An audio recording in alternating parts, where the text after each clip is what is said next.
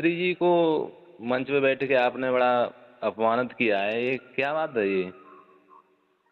बात ये हो गई बेटा, बोला कि 10,000 रुपए दे दो, हाँ। हम कथा में संग रहेंगे स्वामी जी। हमने 10,000 दे दिए इसको। अच्छा अच्छा। पैसा लेके चला आया, सुई दुबकी लगाई हो ना तो फोन जाने उठाओ हम्म। और न खुद किया। अगर कोई कथा में मिल गई तो फोन कर दे दो गुरु जी, किसी और साक्षी को ले लो। बिल्कुल। अब हमारी कथा आ गई। हाँ बिल्कुल सत्य बात है।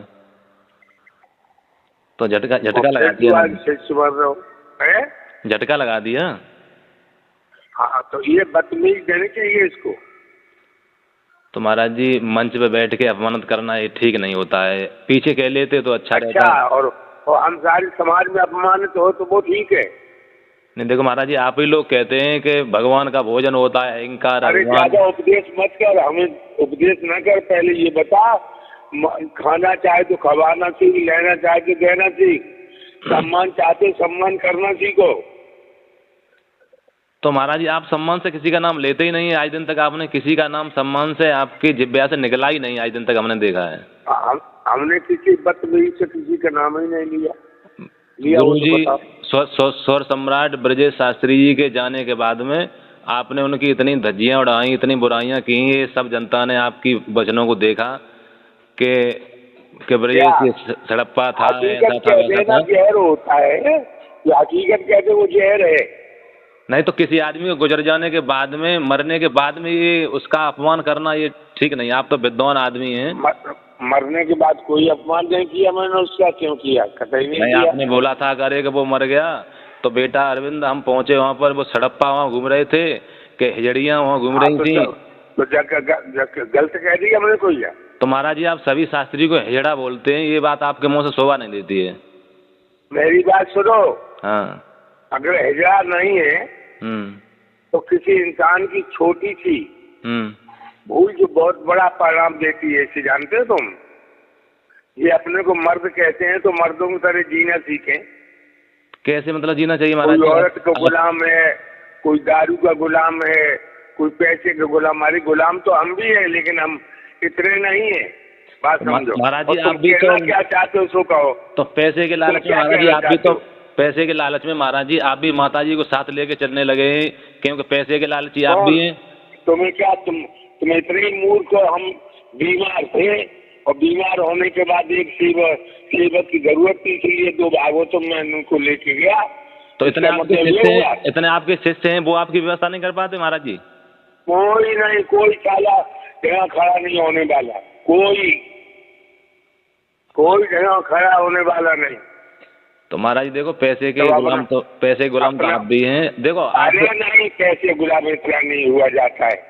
पैसा तुम्हें मिलेगा ही, तुम्हारी तकदीर में होगा, उसे कौन छीन लेगा? तो देखो आप शास्त्रियों को पिल्लियां कहीं बोलते हैं, कभी हिजड़े बोलते हैं, ये आपके मुंह से शोभा नहीं देता। और कोई कहे तो बात अलग है। नहीं है तो आए हमसे बात तो करें। तो पिल्लियां फिर कैसे हो गई ये शास्त्री लोग? पिल्लियां ऐसे हो गए, बताओ महाराज जी, व्याख्या करके हमने कहे हैं, जो शब्द हमने कहे हैं उन्हीं को दोहराना शुरू हो गई। कुछ अपने पास से भी तो अनुभव लाके लाओ, कुछ अपने पास से भी तो देखो। तो आपने भी महाराज जी आपने भी लिखा हुआ शिवराम जी का, आपने भी जी लेख कभी उनका लिखा हुआ आपने भी बोला है। स्वामी शिवराम की कथा में मैंने अपने शब्द जोड़े, अपने शब्द न जोड़ते तो कथा उतनी हिट नहीं बैठती। अपने शब्द जोड़े हैं। या स्वामी शिवराम की किसी कथा में हमने अपना नाम लिया हो, जो मेरा लिखा हुआ है, तो हमें जड़ाए। महाराज जी एक चीज की हमें केवल व्याख्या और बता दो। आप बार बार ये कहते हैं कि मैं तीसरा शास्त्र भी पढ़ रहा हूँ, शास्त्र तीसरा मीमांसा कितना बड़ा है? आपको कई 10 साल कहते कहते ये बात हो गई कि तीसरा शास्त्र पढ़ रहा हूँ, सो कितना लंबा हो गया अभी तक आपने नहीं पढ़ पाया?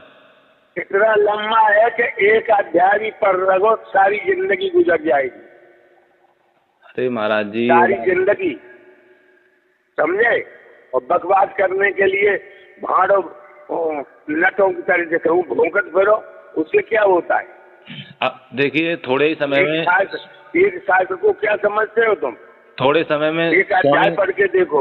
थोड़े ही समय में स्वामी स्वर सम्राट ब्रजेश महाराज जी चले गए दुनिया को छोड़ करके। उन्होंने इतना अपना नाम किया, उनके नाम के जमाने किसी भी शास्त्री ने उनकी ऊपर टीका टिप्पणी नहीं कर पाई, न कभी बुराई कर पाई, क्योंकि उन्होंने कभी अच्छा, किसी तो का है कौन बोल रहा है ये बता पहले बेटा।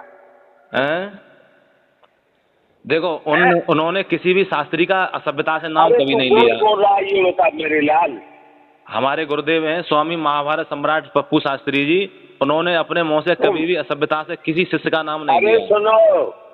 सुनो मेरी बात। पप्पू शास्त्री महाभारत सम्राट, ये पहले तो तुम्हें इतनी तमीज नहीं कि महाभारत सम्राट कौन हो सकता है। पहले हमारे गुरुजी हैं वो महाभारत, हमसे कथा सम्राट का अपनी तरफ से कुछ भी कहने लगे महाभारत सम्राट। तो आपको कथा सम्राट लिखने की फिर उपाधि किसने दे दी महाराज जी? जाने दुनिया वालों की, मैंने आज दिन तक नहीं लिखी। हमारी 21 किताबें चल रही है, किसी किताब में तू देख लेना कथा सम्राट नहीं होगा। आपकी कथाओं में महाराज जी, आपकी कथाओं में कई जगह टिप्पणी बहुत तेरे लोगों ने, विद्वानों ने की है कि आपने ये गलत बोला है, ये गलत बोला है, स्वामी जी ने ये गलत कहा है। बहुत जगह आप लोगों ने साबित किया है आपकी कथाओं में।